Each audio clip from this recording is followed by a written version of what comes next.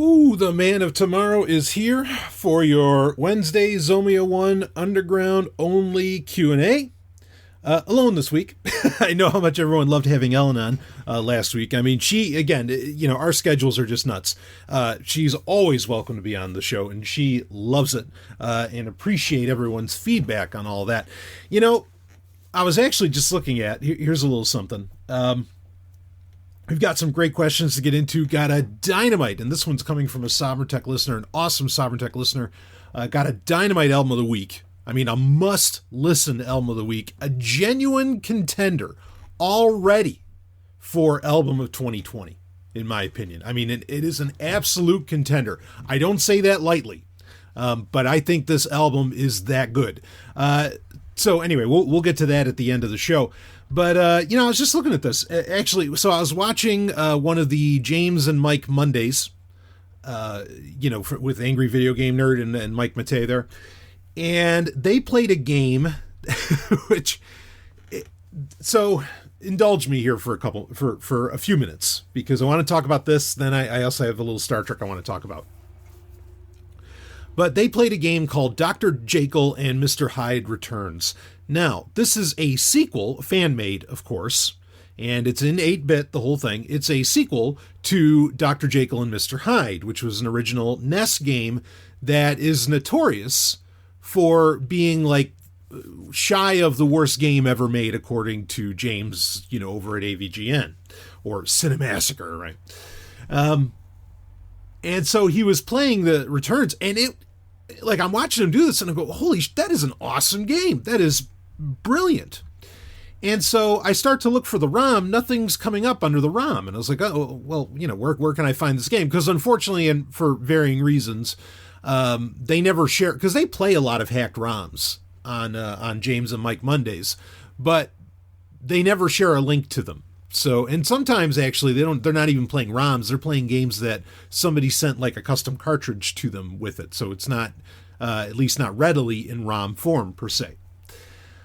But fortunately, the guy who actually made the game that they played commented underneath the YouTube video and shared his website, which the website, very simple. If I remember it, I'll put the link in the show notes, but it's just retrogamer3.com. It's the number 3, retrogamer3.com. And he's got a ton of shit here. I mean, this is awesome. Castlevania Bloodbath, amazing. I thought James played that at one point. But regardless, he also, now here's a rub that you got to understand. They're actually not ROMs. I kind of wish they were, because I'd love to, put them into a Super Analog NT or something and rock it. They are packaged. Maybe there's a way to strip the ROM. I don't know. Okay. That's not my area of expertise, shall we say. But he has most of them. Some of them he has available for Linux, but most of them he has for Windows and for, OS 10 or Mac OS, I should say, even though he still labels it as OS. Well, whatever. It doesn't matter. But yeah, you install them just like you would any other way, and kind of away you go. But he quote unquote fixed some of the, some classic games that are considered real stinkers. Like there's Friday the 13th revisited from the NES era. He did a Dr. Jekyll and Mr. Hyde revised, different from Returns. Returns is a sequel so much in that it takes place, like you see the ending of the game at the beginning of the game. And these packages are about 70 meg.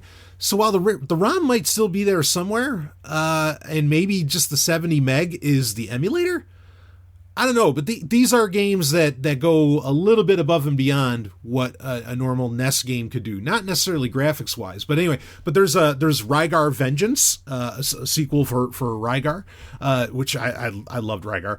And there's others here too. They're really great.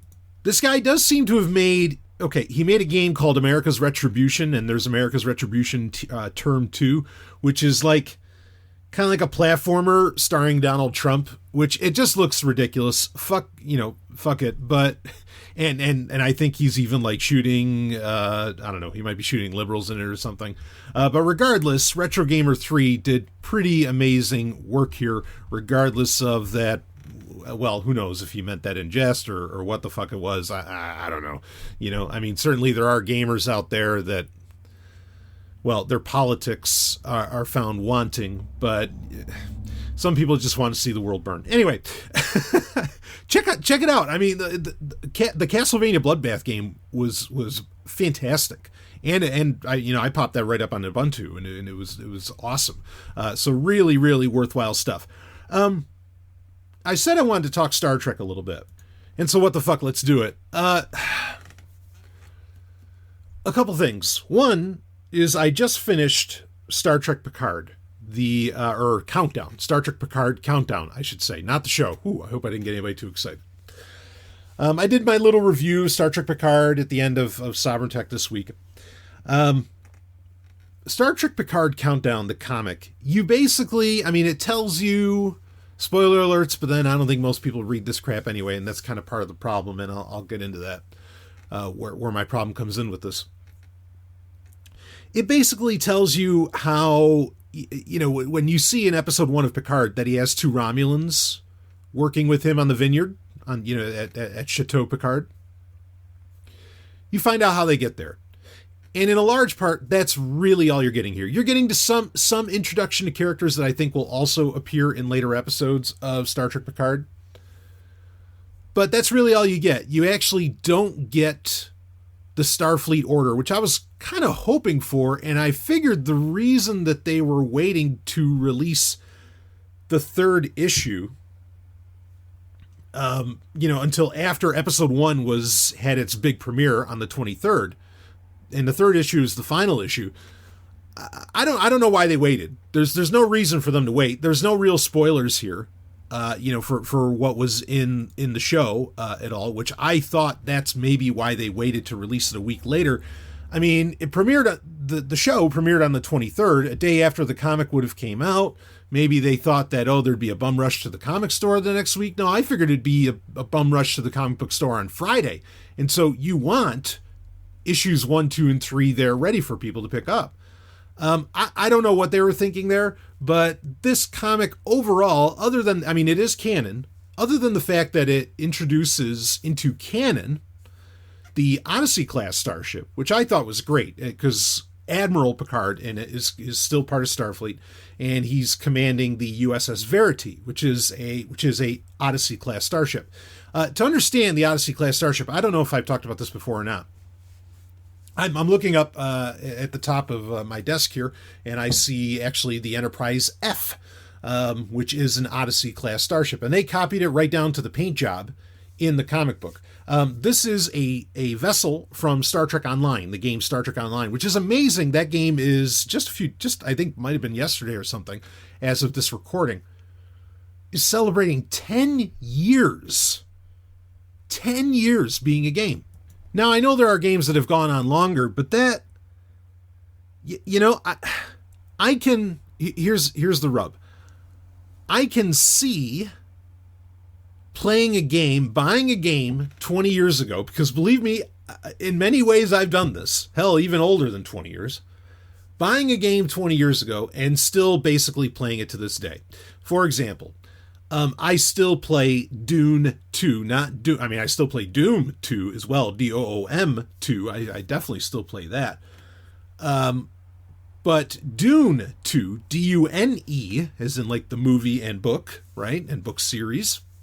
I still play that to this day. I fucking love that game. I'll never stop playing that game. However, I gotta admit, I don't know how much I'd be jumping on, there's so much we could talk about during the gaming grid. I really should do it there. But regardless, I don't know how much I would be, if they were like consistently selling expansion packs after expansion pack, you know what, I probably would buy them. But like, it's just hard to fathom, especially an online game, that I dedicate, like there are people who are tweeting about it saying, wow, I've been playing this game for 10 years, talking about Star Trek Online. I've been playing this for 10 years, and that's 20% of my life or something like this. And, to be dedicating so much to the same game all the time, these kind of endless games, it's a weird world we live in with that being a thing. But that is not the main thing I wanted to talk about here. We're talking about Star Trek Picard, okay? So the Odyssey class was actually a fan contest done by the company that was I don't know, they probably even have changed names. It was Arc, maybe it's Arc Systems now, or it was originally Cryptic, whatever, whoever the fuck's making Star Trek Online.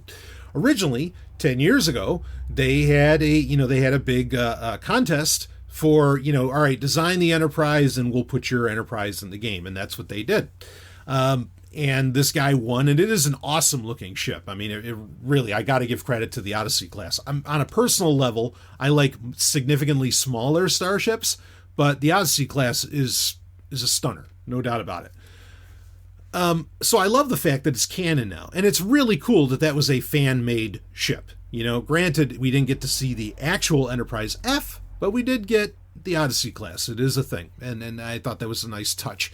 But other than that, and again, the introduction of these two Romulan characters, who, I gotta admit, I'm not seeing a whole lot of them in a lot of the extraneous trailer material for the next few episodes in Picard, so they might end up dying.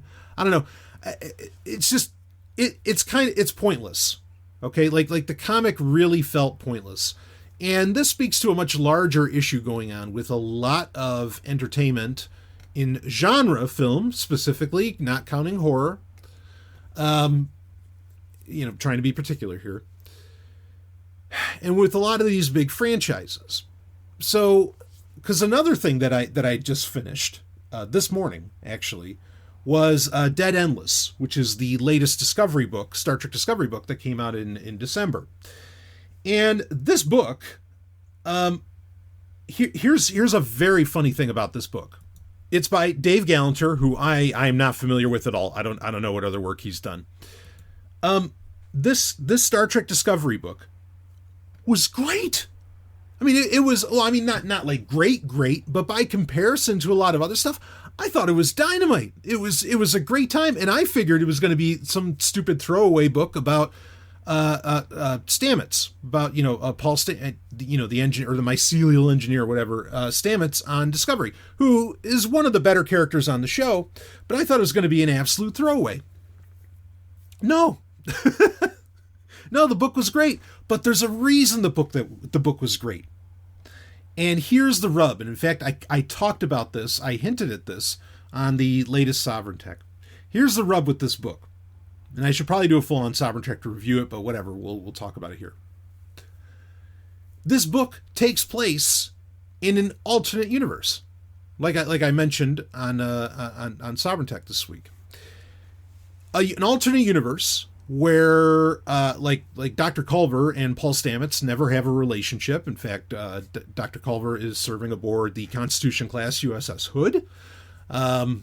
You have, Michael Burnham is the captain of the Discovery. I mean, like, there's all, and Saru's first officer, there's all these really subtle differences. Okay. Now, the book really, even though Stamets is on the cover, it's really a Dr. Culver book. And Hugh, of course, his name is Hugh Culver. The Hugh in it is the Hugh from the show Star Trek Discovery that ends up getting rescued in season 2 and pulled out of the mycelial network. I mean, you find out that he was with that he was basically traversing the mycelial network with the tardigrade, who you find out has a name, which is Ephraim. I'm sure there's wild places that could go. But regardless, this whole book takes place in an alternate universe, a universe where Discovery and its characters plays out far more like Star Trek as we knew it during the Rick Berman era, right? DS9, Voyager, TNG, and Enterprise. Like, there are slow moments. Not everything. I mean, actually, there are pretty much no moments where Burnham would have to react to anything slack-jawed. It reads like a straight Starfleet crew, and it is straight. I mean, the book is beautifully, I mean, it is gay as you could imagine. And I mean, really, like, there are full-out make-out scenes between Stamets and Hugh. I mean, and it's fantastic. Now, actually, that leads to a weird part in this book, too. Because Dr. Culver, who's supposedly from the Prime timeline, but anyway, Dr. Culver that from the Discovery TV show, from that universe, he keeps saying that him and Paul were married. But the show Star Trek Discovery never said that they were married. I think it's great that they are. I mean, hey, like I'm so on board with that. Like fucking right. That. But wait, why wasn't that mentioned on the show? And part of that, I think, is this whole book taking place in an alternate universe, and you got to understand, 99% of it does. Okay, this whole book is. There's something strange here because it feels like it's trying to please everybody, right? And in one sense, it's taking risks that the show Discovery would probably never take because Discovery wants to appeal to everybody except for the alt-right. Okay? Like that's abundantly clear. But, not just the alt-right are people that, say have problems with whatever gay relationships, which is stupid of them, but you get my point. And so I think that's why the show never went so far as to say that they were married, even though the book says that they are. And again, you got to understand, Discovery novels are canon, just like, the Discovery comic books are as well, etc. Okay.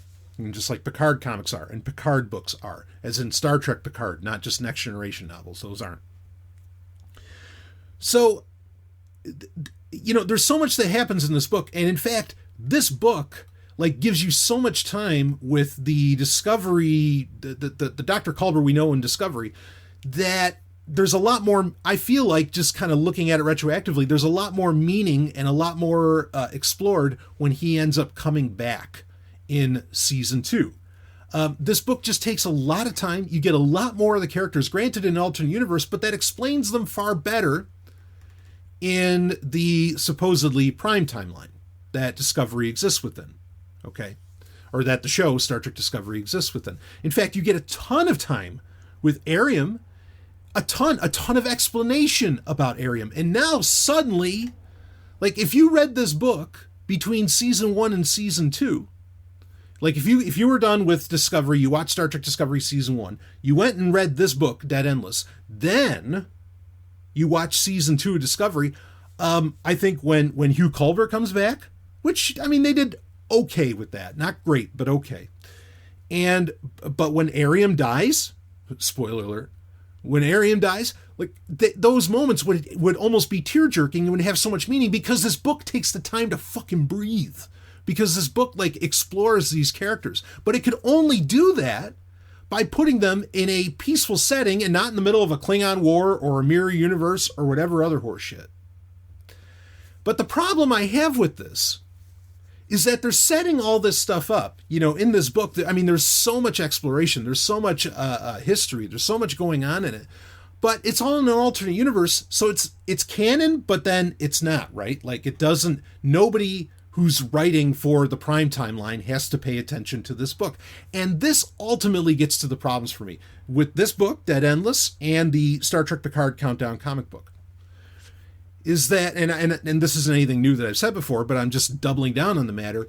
Nothing is on the line in this extraneous material. Nothing is on the line, and it just feels like a fucking waste. And I don't like it, because I feel, and this isn't going to surprise people, but I just want it needs to be said. It needs to be spoken aloud. It feels like these companies are just slapping the word canon onto shit so that the heavies will buy it. Not because it means a goddamn thing to anything. All right, they are just slapping the stuff onto there. Maybe they're giving hints and trying to set stuff up or whatever. But basically, Hollywood doesn't know how to handle. They're trying to make money off of these franchises that have been around for decades, but they don't know how to deal with people, with fans who have been around for those decades. They don't know what to do. So all they can do is make fun of them or try to appease them with bullshit comic books and bullshit books, as good as either may be. Like I said, Dead Endless was an enjoyable read. And I can't believe I was saying that. I had a really great time with that book. And I wish, if Discovery was in the universe that this book was talking about, I would be like, well, fuck, this is awesome. This is great. I'd probably love the show. But it's not. And it's not. And why did I enjoy the book? Because the book read like Star Trek, right? So, I mean, this is the thing, and so it's not only bad that canon is just being used for marketing purposes, to sell extraneous material. It's not just that. It's also bad that, or what I really don't like about it, is that there's this like ethereal. In fact, the way that this whole book and the way the Tardigrade was talking is like, oh, it will be, it might be, and it will be again. Like, and this is similar to what Star Wars did with the book The Adventures of Luke Skywalker, which, by the way, there was a manga version of that came out that was pretty. I mean, that was good for what it is. It was good. But my problem with that is that it's not Adventures. I'm sorry, The Legends of Luke Skywalker. It's Legends. So it might have happened, or it could have happened a little differently. And it's like they're just laying out this shit. They're just trying to appease you, make a quick buck, without having to make something that pins them, that puts them in a corner in any way of what actually happened in Star Wars, or in this case, in Star Trek. And it's fucking annoying. The reason that I think, and this is more of where I don't think Hollywood understands fans, longtime fans. Like, the reason that the EU, and I think that a lot of people with Star Wars particularly, were so pissed off about the extended universe getting reset and everything, at first I thought it was just kind of stupid. It's like, well, whatever, Disney's going to have it all be interconnected, so this is going to be a good time, and it sounds like they have a plan. Well, it turned out that they didn't have a plan. The EU people, I think, now actually have weight to their argument of the problem. Here's the thing. With the old EU, shit used to happen that was a big deal, like Luke Skywalker would do stuff that was huge, that was crazy. Whatever, pick your character, big events would happen. Holy shit, here comes the Sun Crusher, and all this different stuff would occur that was just insane, beautifully insane. But it was Star Wars, and it was events occurring that had weight, where the characters were going through genuinely trying times, and they mattered, and there was a little bit of a consistency between them, between like the comics and the novels and the blah blah blah. I mean, you had different kinds of canon at the time for Star Wars, but it all kind of wove together, and it really worked very well. And that's the problem, is that, okay, we're still getting books and comics for these franchises, but they mean pretty much nothing. No matter how good they are, to the grand scheme of the universe, they mean pretty much nothing, and we're not getting more of the characters that we fell in love with in the first place. Not really. Just like we didn't get in the Star Trek Picard Countdown comic, yeah, we got Picard, but it wasn't much. You know what I mean? Ooh, they showed us Geordi. Oh, gee, I should be so fucking excited. Yeah, and just like, oh, wow, I actually read a great Discovery book. But guess what? It all happened in an alternate universe, so none of that shit matters. I mean, and the other issue there is, like, look, let me tell you, okay? If CBS wants to play fast and loose with alternate universes, hey, fans, pick up the ball and run with it. Do some little copyright tricks, okay? And tricks to avoid copyright infringement or whatever. And there could be so much Star Trek out there right now, and they couldn't do a goddamn thing about it, because you could make it just different enough, right? And you could explain it away as just an alternate universe. You could have, some kind of effect happen with, with chronoton particles that caused a change in the timeline and all this crap. All stuff easily, totally believable within Star Trek, and you could just, and you could run with it. There's no reason we have to accept piss poor versions of our franchises. We literally can take them over, like right now. I mean, and this stuff, actually, this is really funny. So, like I said, Ellen and I have been rewatching Enterprise, and during the day while I'm working, sometimes I can kind of, sometimes it's a little menial, and so I could pop in, a Blu-ray or whatever, and I'll watch, or I'll have in the background, because I don't need to really see the visuals, but in the background, I'll have an episode of Enterprise going with the commentary that is only on the Blu-ray, that is not on CBS All Access, that is not on any streaming services, because streaming services suck. Thank you. If you actually love what you're watching.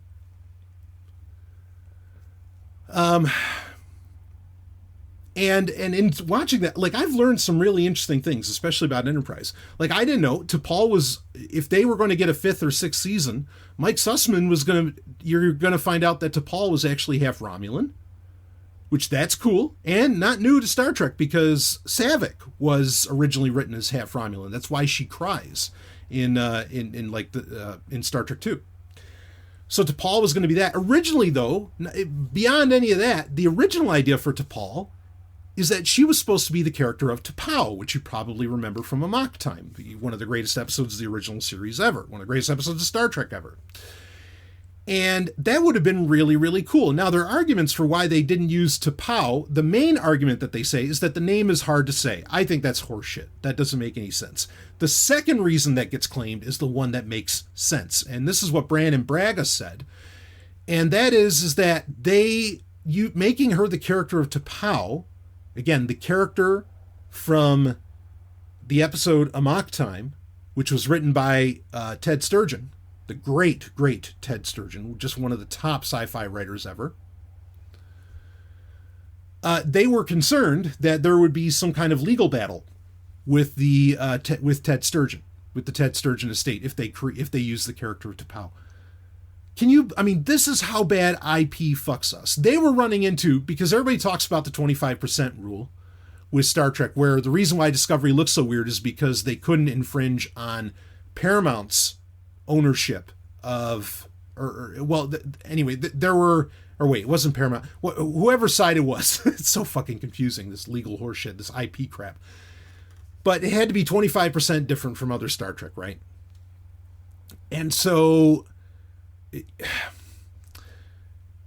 but that, we think of, I thought of that as like a modern thing, that was something, that's only today, and that's because of the split between, Viacom and CBS, and how they each took half of Star Trek, basically. No, this kind of shit's been going on for a while. And IP is so destructive. It's so destructive. And it's always keeping really great stuff and really great ideas from happening. I think T'Pol's easily the best thing in Enterprise. She's a great character on her own as just T'Pol herself. Eventually we would get T'Pau in Enterprise later on, but there's a lot I wonder how many other missed opportunities for really great storytelling and connection that we've missed out on because of fucking IP horseshit. And I don't know what deal Ted Sturgeon had or the writers of the original series had to where you couldn't really reference so much within them. Maybe it was because if they created a character as their property or something. I don't know how that works, but there must have been something there. But that's the argument that makes sense. But this is why I'm telling you, we're so fucked, because we can't, they want to appeal to this history, but then they know they can't really do anything with this history. And so we're just left with empty shadows, frankly, of the content that we grew up, and and it's not a nostalgia play. It's, this stuff. Look, The Next Generation was great 20 some odd years ago.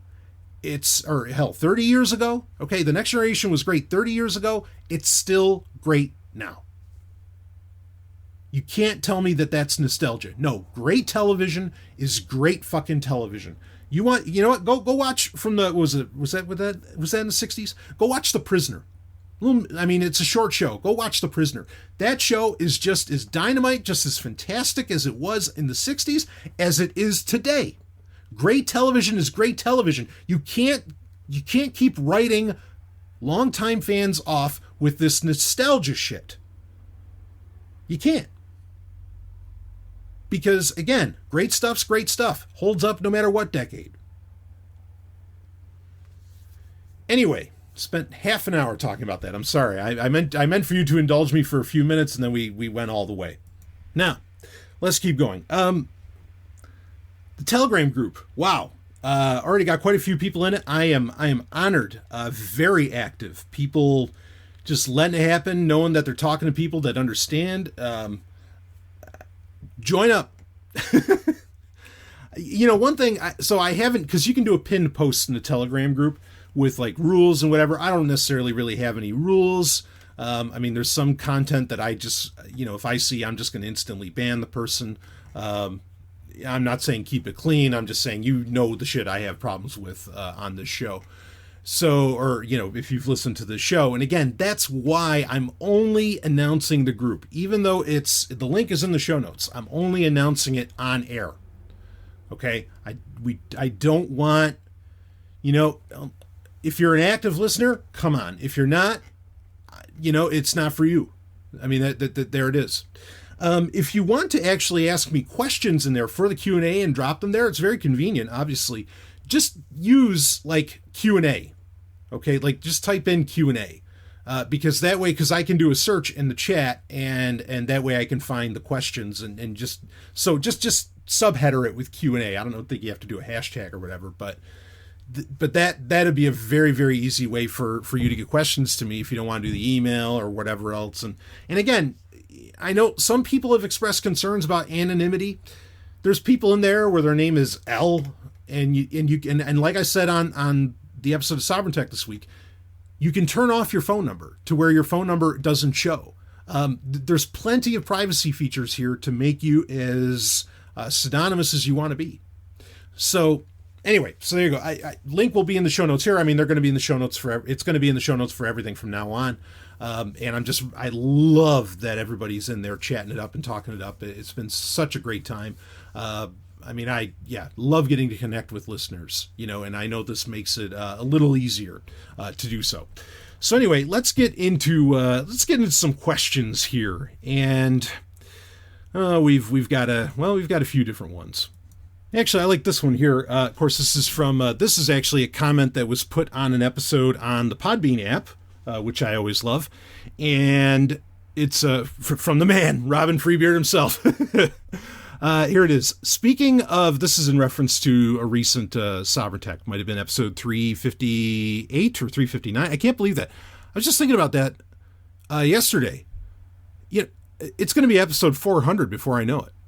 And I still haven't released episode 300. We got to do that. Anyway, so here we go.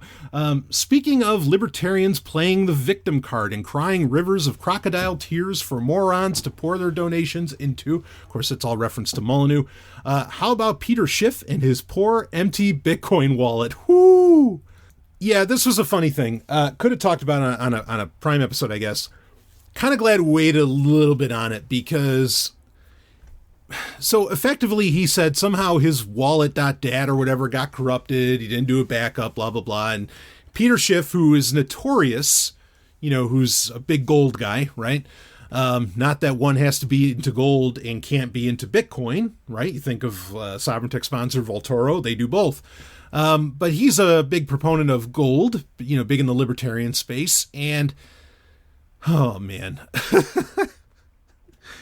he's been against Bitcoin for a long time. He had that stupid argument about you could turn gold into a fork and, and you couldn't do that with Bitcoin or something. Oh, just the dumbest arguments you could ever imagine.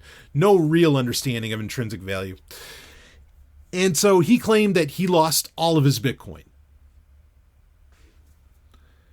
Didn't do any backups. He's saying, oh no, it was data degradation. It wasn't because of a backup problem. It was blah. Just moronic, and everybody was really calling him out on it, saying, what are you doing? Okay, you don't understand the stuff. So anyway, I think it was like last week that he came out and said, oh, actually, no, that wasn't the problem. It was this. And it turned out he didn't lose any of his Bitcoin. And I think, I don't know if that could have been a donation ploy, frankly, Peter Schiff could be falling on hard times. I mean, fuck, stranger things have happened.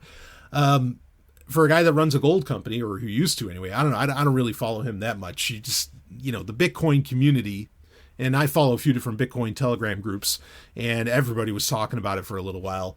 Pardon me while I have a little sip of water here. Mm-hmm. Water's so important. Anyway. No water and diamonds pun there, by the way. But regardless, he didn't lose anything, ultimately. And so his whole, railing against Bitcoin was stupid in the first place. Just moronic. I mean, there's so much that could be said about this. In fact, it really gets at a point that there is a reckoning happening with digital media. And I don't just mean, being, I don't know, an influencer, which is the dumbest shit in the world, in whatever whatever way you happen to be that. I don't mean being a YouTube star, just being a YouTube star. I don't mean being a podcaster. I don't mean being a journalist for some kind of, online rag or something like that. I mean all of that. If you are making your money in some way, being a journalist or something along those lines online, the piper's getting paid right now. Like the shit that happened at Collider, you're hearing it all over the place, where you have a lot of, you can't really call them news organizations, but we'll do that. Like news organizations say that were trying to reach out to leftist millennials and all this crap. They're shutting down right and left. I mean, there's a full on culling going on, again, a reckoning. And basically you're getting people who have been making their money off of, shall we say, the internet, and off of internet entertainment or journalism for, at least the past 10 years, who are now all coming out and saying, kids, don't do this. Like, don't fall for it, because it's not going to work. Like eventually, like there's going to be some highs, but you're either going to have hit really high highs where you're making millions and that you could coast off of that off the rest of your life, but do not expect it to be a regular job and don't rely upon it. It's the rumblings of this reckoning are happening right now, but I guarantee you it's just going to get worse. And there's people trying out other news organizations. And then you see, and it's funny because you see it happen on Twitter and you see all these journalists saying, now I'm working for this organization, and like you'll see all of them go there 6 months later. Actually, now they're working on this news organization or blog, and most of them are effectively just blogs, glorified blogs at that. To say nothing of the fact of the headlines and the clickbaitiness that so many of these online news sources have to, resort to stay afloat. This it's not a bubble, but it's going to pop. Okay. like this, it's not sustainable. I cannot subsist. I cannot exist, and sure as fuck can't thrive off of sovereign tech alone. I don't. I work for a living. I work some insane hours. So I think that a lot of these, libertarian luminaries, the piper's getting paid now. Like they cannot make it being a libertarian theorist or online thought leader of some kind. And no, you cannot make it off of just doing YouTube alone. You get some people who, got in at the right time and they kept what they do relatively banal enough, or they made enough money early on that, now they can coast, right? Like Cinemasker, I don't know what kind of money he does, but, what he does can have a very broad audience. It really can. PewDiePie, well, he's gone nuts and is completely off of his rocker, but he made plenty of money ahead of time and whatever that I guess he can coast, and now he's invaded other streams of things. But all of this shit can't last the way it is. Okay. So I have sympathy in that I understand that you want to make money off of your podcast or off of your YouTube show or whatever, and hey, I hear you. I am hustling for sponsors nonstop. I have been there where I have asked listeners for, hey, could you help us out this month? Just trying to get through here. I've been there. I know, I get it. I really, really get it.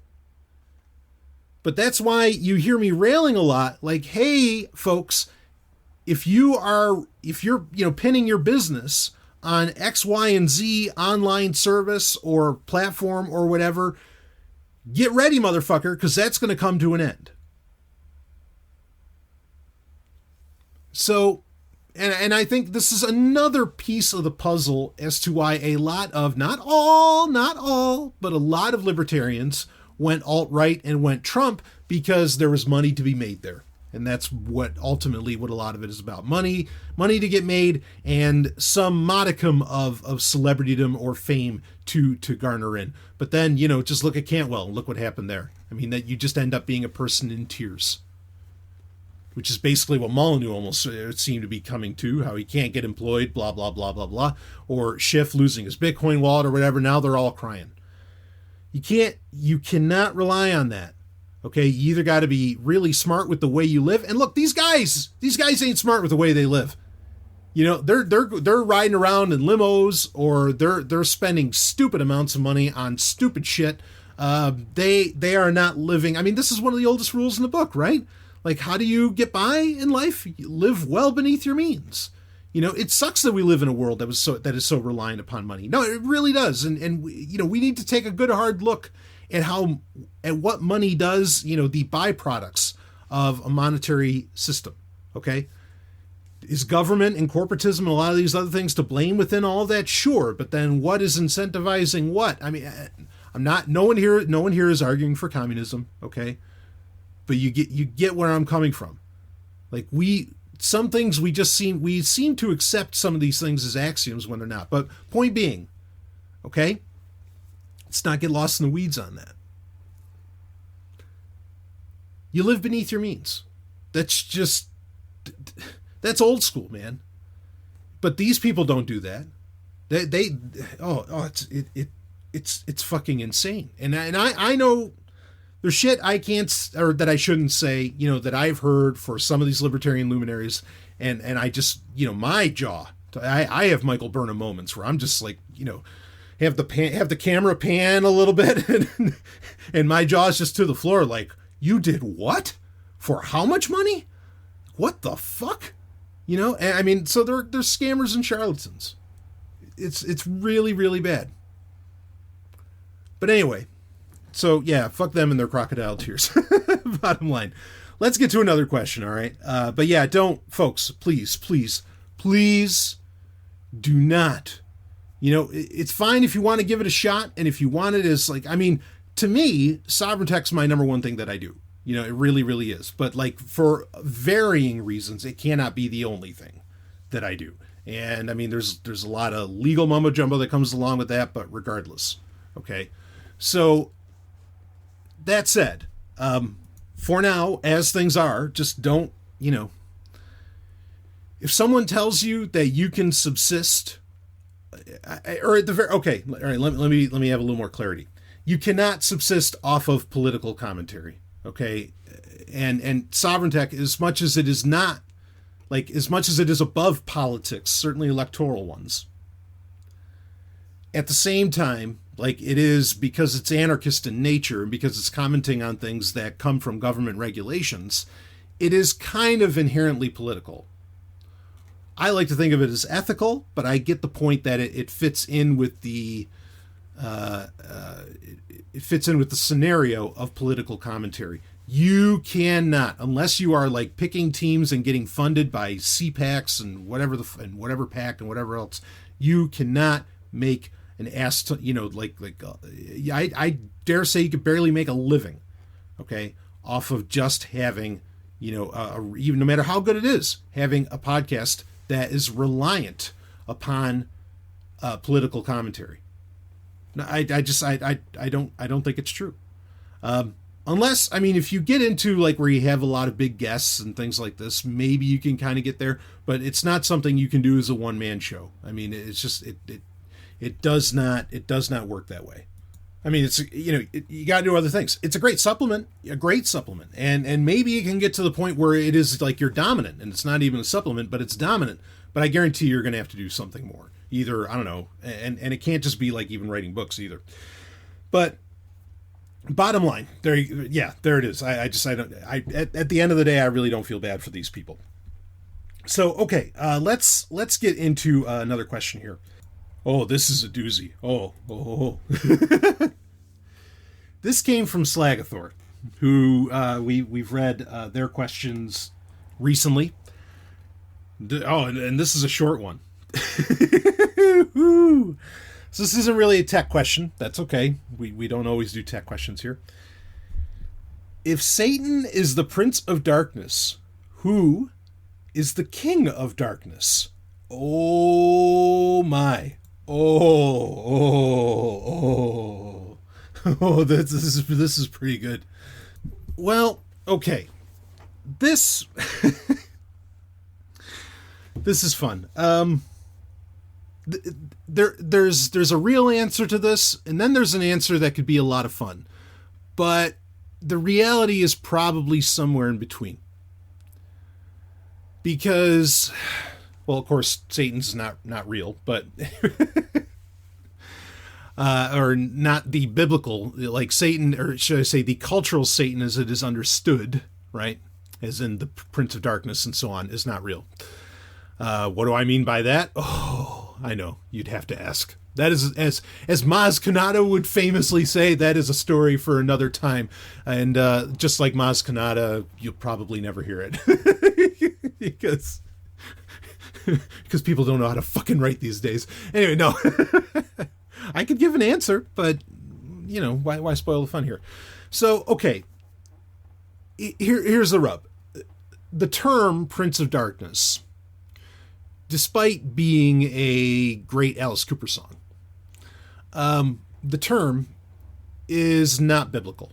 It does not come from Torah. It doesn't come from the New Testament. It doesn't come from the Talmud. It doesn't come from anything. Okay. Maybe it's in some Catholic texts over the past couple centuries. Maybe someone would have written it down that way. And, you know, if it's something that's, you know, kind of put into the Catholic canon, then it might as well be biblical, right? Because that's how Catholicism works. But it is not at all a biblical term. Now, I mean, you could get into some arguments that Gnosticism would reference a Prince of Darkness, you know, in that, like when they were talking to Catholics centuries ago, they would have called him Satanists or something like that. But really, the phrase Prince of Darkness, as it entered the cultural zeitgeist, was from John Milton's Paradise Lost. I can just hear Con Noonian sing now, saying to Captain Kirk, "Have you ever read Milton, Captain?" Anyway, just to keep the episode full circle here. But that's where the term Prince of Darkness comes from. Now, was Milton, you know, reaching from some Gnostic texts? I don't think that's a crazy thing to suggest, considering how much... I mean, Paradise Lost is so influential, imagery-wise. Like, there's so many things that I think people commonly consider to be part of Satan and hell, like people that probably never really read the Bible, or, you know, or who did read it but didn't really read it, and, you know, don't really think for themselves and everything, which is most people that read the Bible. Like, they just kind of assume, like, the imagery from Paradise Lost, that a lot of it isn't biblical at all. Okay. That is a work of prose. So a work of fiction, ultimately. But so yeah, so you got to understand that's the real answer. The real answer here is that Milton basically used the phrase Prince of Darkness. Was he referring that there was a king somewhere? Probably not. He just happened to, I mean, it's probably him making reference to the idea that Satan is prince of this world, meaning prince of the earth. And he's the prince of the earth because obviously God is the king of everything. But, you know, because Satan is a dark character, he called him Prince of Darkness instead of just Prince of this world. Now, I mean, calling Satan Prince of this world, that is a biblical notion. I mean, that's right.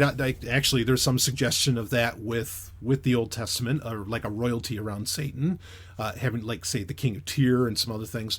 But it's certainly in the New Testament as well. So that's probably where that phrase comes from. And so it's not really inferring in any way that there is a king of darkness. So that's the real answer. Okay, is that it's just a term that I mean, maybe there's some Gnostic influence to it, but it's just a term that John Milton used, and he probably created based around the idea that, again, Satan is biblically known as a prince of this world. Okay. Now for the fun answer, I guess it's the things you come to me for. The fun answer with this is not that there is a king of darkness, though all right, all right, I won't take the side road yet. Let me say this. It's not that there's a king of darkness, but that there's a queen of darkness, which forcibly, because a queen is higher ranked, forcibly makes Satan automatically a prince. Okay, and so he can't be the king of darkness because he's not betrothed to the queen, and he is less powerful than the queen of darkness. Ooh, who is this queen of darkness? Well, let me take that side road quick, and then we'll break that down. So, where you could go with saying there is a king of darkness, and this is very, very controversial. Very controversial. The interpretations of this verse are so varied, like much of the book of Isaiah. But in Isaiah, it is suggested, the verse goes something along the lines of, that God creates both good and evil. Now, I mean, that's not, I mean, just to take that at face value, sure, that makes sense. Because Satan was, depending, again, there's people who have different interpretations of this, but if Satan was Lucifer, if Satan was Lucifer, then God created Lucifer, and actually if everything in creation was created by God, then regardless of whether Satan is Lucifer or not, Satan had to be created by God. If Satan is evil, then God created evil. Now, people want to shift that a bit and say, no, this gets into free will, and Satan chose to be evil, not that God created evil, and that's not what that verse in Isaiah means. Again, there's a ton of different interpretations here. But at face value, it sounds like God creates evil. And I mean, and that's not an unfair thing to even think, that God creates evil. And this runs into conflict to some degree with the concept of free will, because you run into predestination. I mean, so you have a couple things. One is you have what's known as the mystery of iniquity, right? The mystery of iniquity is that how, if you are, say, if Satan was Lucifer, if you are Lucifer, if you are the left hand of God, if you are the most beautiful angel in the heavens, if you are in the heavens, if you are in paradise, how do you sin in paradise? How do you choose evil in paradise? How do you not love life in paradise? I mean, and it raises some really big theological problems, because, you know, if let's say you're a Christian and you believe when you go to heaven, I'm in paradise, I'm just going to be happy, I'm worshiping God, blah, blah, blah, blah, blah.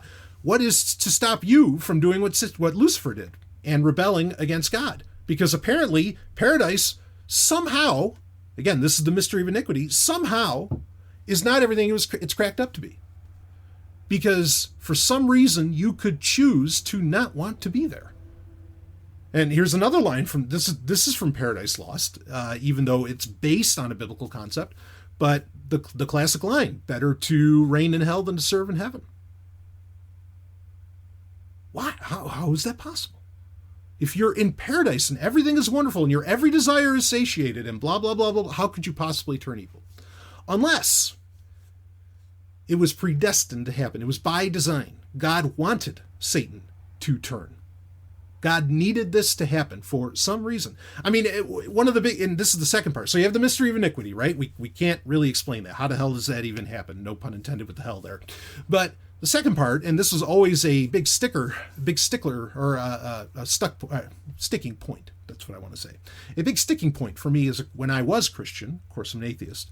But when I was a Christian, was that, wait a minute. Couldn't God just send an angel down real fast before Eve eats that apple? And the angel could say, hey, I know it should be shocking enough to you, Eve, that there is a snake talking to you. There is a talking snake. I don't know. I guess snakes used to do that. I don't know. That part, you got me. But anyway, don't do that. He's tricking you. I mean, it's not a test of faith. Like if they're naive, it's not a matter of like a test of obedience and faith. It's like, well, fucking give them a hand and say, hey, well, maybe you don't want to do that. I don't know. That just makes sense. Don't you as a friend like to step in when you see another friend making a bad decision? And weren't the angels friends of Adam? And I guess none of them gave shit enough. Doesn't make any sense.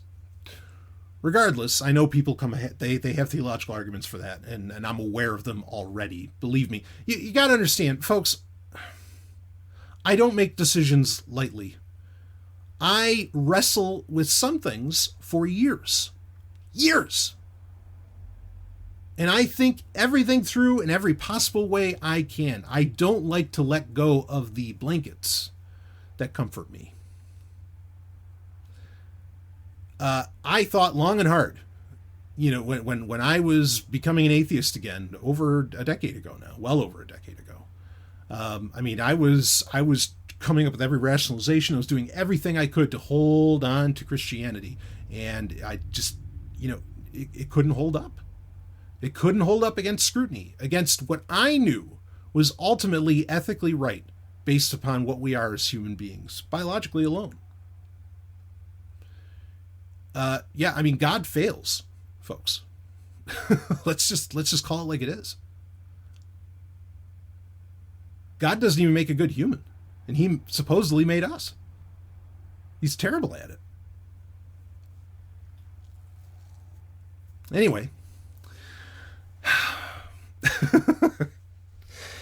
So God being the king of darkness would, the suggestion, as it seems to plainly say in the book of Isaiah, that God creates evil, that would make him the king of darkness. So, you could go that road if you wanted to do that. But then he's also the king of light at the same time, right? It's a hypostatic union. He's 100% light and 100% darkness at the same time. Okay, fine. So you could go there.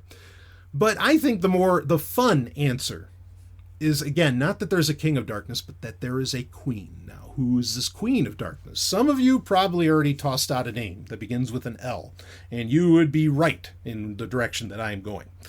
Lilith. Okay, Lilith. Lilith, and you can read up about her on any Wikipedia page, all over the place. She's a very popular symbol. Lilith is, now you have to understand this, okay? While the story of Lilith, the mythology of Lilith that a lot of people think they know, is not biblical, but the term, the literal word Lilith, or it's like Lilitu or something like that, is in Torah. It also happens to be, ironically, in the book of Isaiah. Now, modern translations just translate the term as night monster or the night owl or night creature or something like this. Basically, nobody really knows what Lilith is. Okay, it's a word, it's in the text, but we don't know what the fuck it's referencing. And that's why it can be night monster, night owl, night creature, whatever, because nobody knows. But, for Jews, of which I'm one, those kinds of mysteries don't sit well with us. They never do. And so we have our own mythology, midrash, things like this, that we create to try and explain what these terms are, or if there's an inconsistency perceived in Torah, well, we got to fix that, and we try to explain it.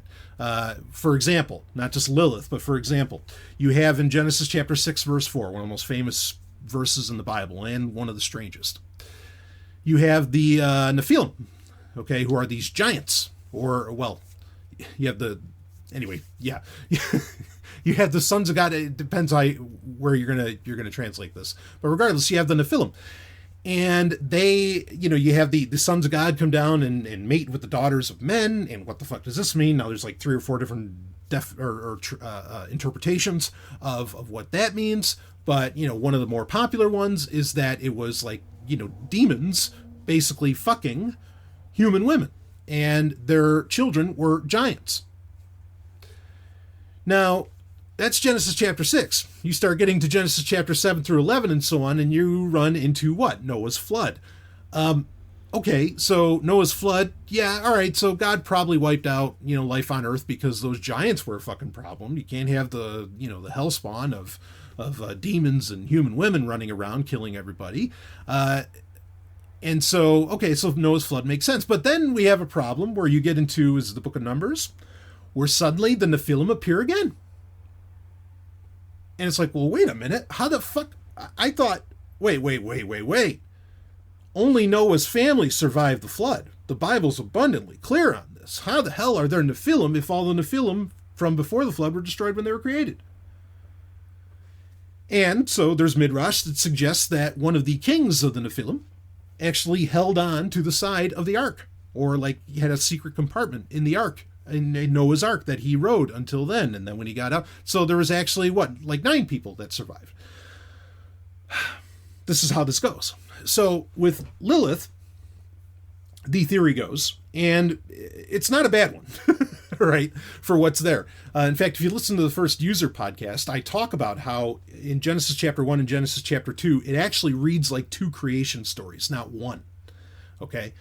And so the theory would go is for rabbinic Judaism is that in chapter 1, one possibility is that, yeah, it's the same guy that gets made as in chapter 2, but the woman being made in chapter 1 is not Eve. The woman being made in chapter 1 is Lilith. And Lilith is made at the same time, like chapter 1 suggests, as compared to chapter 2. It suggests that the woman was made after Adam.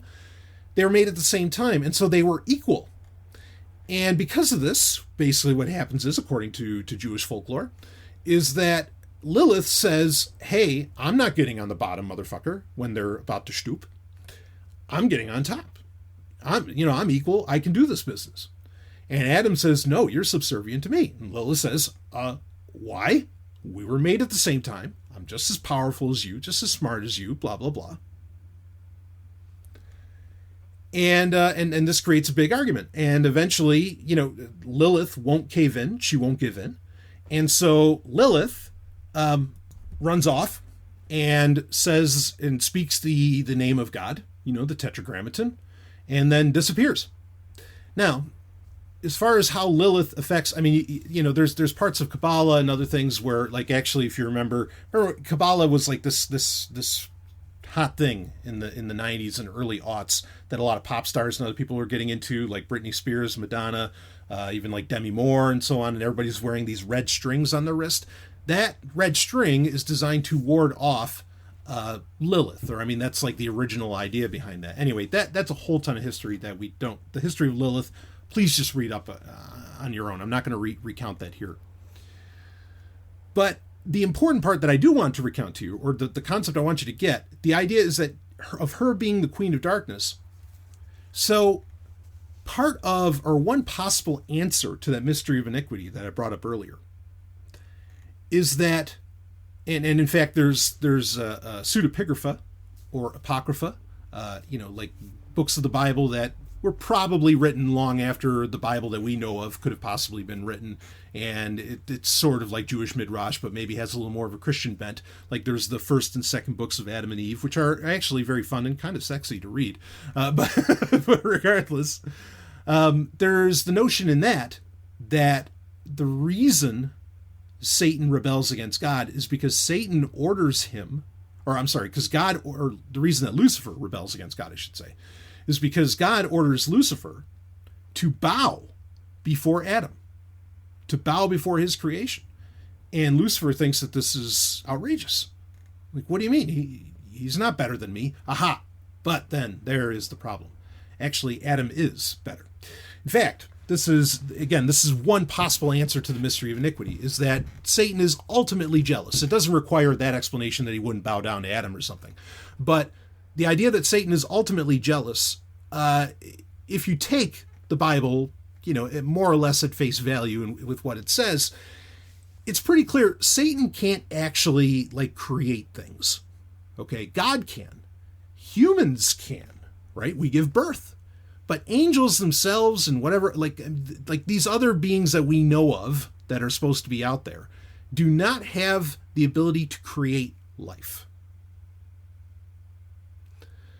How does that gel with the idea that in Genesis chapter 6 verse 4 that the sons of God had sex with the daughters of men? Well, you have to get into different interpretations with that of how that exactly works. But bottom line being is that Satan ultimately cannot create life on his own, under his own power.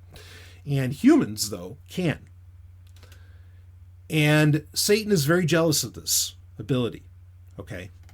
But this is a power, the ultimate power, the power of creation, which the Bible suggests is the ultimate power. This is a power he just does not have. I mean, and there's interesting points you can get into, especially with Kabbalah, where humans can do other things that the adversary, because the concept of Satan isn't the same as it is in Christianity, but that the adversary cannot do, but we can. I mean, people don't realize, I think a lot of people don't realize, because they're always so goddamn, it's funny, they're so humble.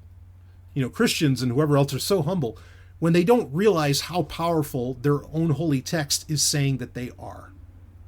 And if they knew that they were, I wonder what kind of lives they would live. But anyway, regardless, humans are more powerful than Satan, according to the Bible. Bottom line, from that alone, that ability to create life. And Lilith has that ability to create life. Okay, in fact, she used to get blamed for, and this is part of the whole red string thing. But anyway, Lilith was the Jewish way of explaining why Jewish boys would have wet dreams. It's because Lilith would come in the night and have sex with you and birth demons. Keep in mind, Lilith is not an angel. Lilith is a human, and actually something far more powerful, because she knows the Tetragrammaton and basically call upon the name of God, which makes all kinds of crazy shit happen. That's why nobody knows the name of God, right? And if you go with your Hebrew mythology. So, with that said, that makes Lilith ultimately more powerful than Satan. But she is not a hero. She is not one of the good guys, as it were. No offense meant there by saying guy. She is evil. So you could easily make the claim that she's actually the queen of darkness, and that's why Satan is the prince of darkness, because Satan is ultimately less powerful than she. And in fact, she creates demons. Sure, Satan commands some, but she creates them. That's a far handier trick, I would say. So I guess if I were to, Slagathor, to answer your question about who is the king of darkness, there isn't one, but there is a queen. Yeah, and that is Lilith. Again, I'm just having fun. Okay, like there's no suggestion of this really in anything that you could buy at Barnes and Noble. As far as like anything outside of there, that's another story. But there's no suggestion of this whatsoever. I'm just trying to be a little clever and have some fun with this really great question. Also the real answer is that Satan isn't even the Prince of Darkness. Actually, Ozzy Osbourne is. Woo! And what a shame, actually, about Ozzy having Parkinson's. Yeah, got diagnosed with Parkinson's. Unbelievable. I did have, and I wanted to get into it. I did have another question. I just remembered it here. It's from an email titled "Privacy Anecdote." I will save this for the next Q&A, but it has to do with Target sending out an email to somebody's wife, and she never gave them her email. And it's a very, very interesting point to bring up, and I want to get into that. But why don't we stick with, well, thus speaking of music and Ozzy, why don't we get right into our album of the week, which, like I said, is a masterpiece. And I mean a fucking masterpiece. This band came out of nowhere, and this album came out of nowhere. Got recommended to me by a great Sovereign Tech listener who has tremendous taste in music. He knows it. But anyway, the band is called Victorious. This is a 2020 album. So like I said, already a contender for Album of the Year. I mean, Lordy's got a new album coming out next week.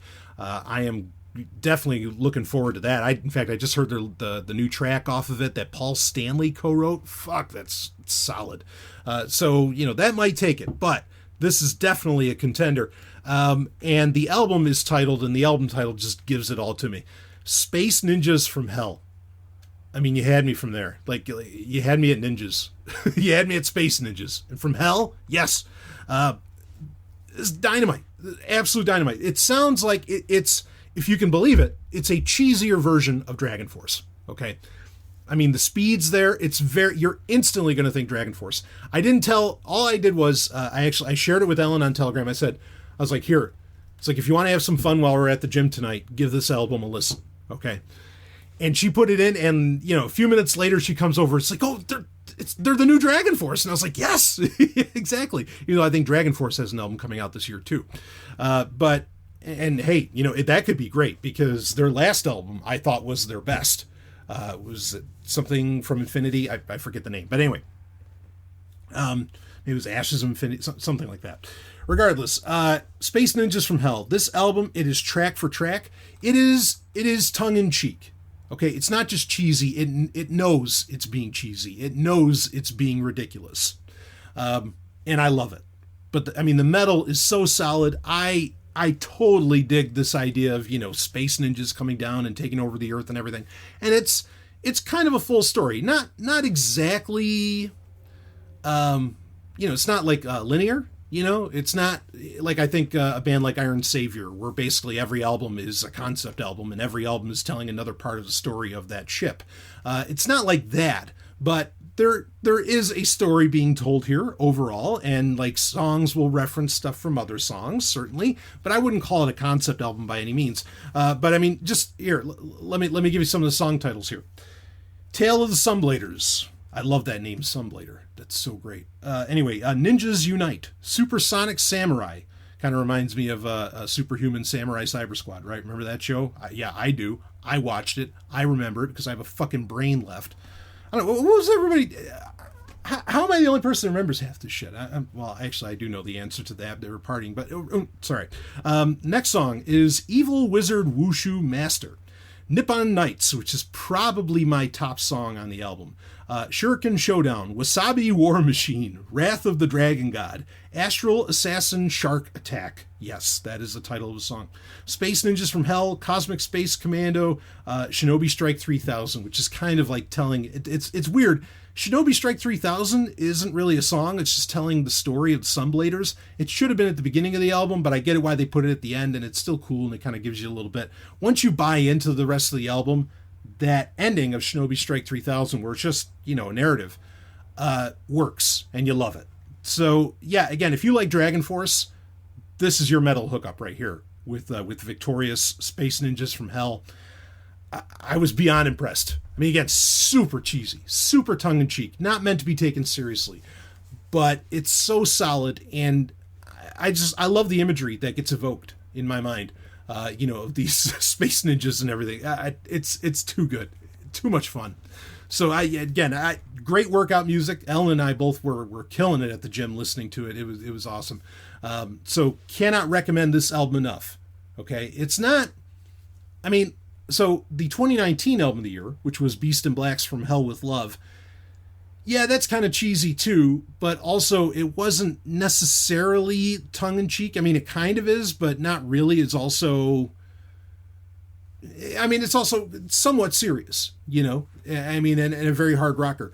I would not say that this album compares to that, but then what does? But it is fucking great. Space Ninjas from Hell. You got to check out this album. Go for it.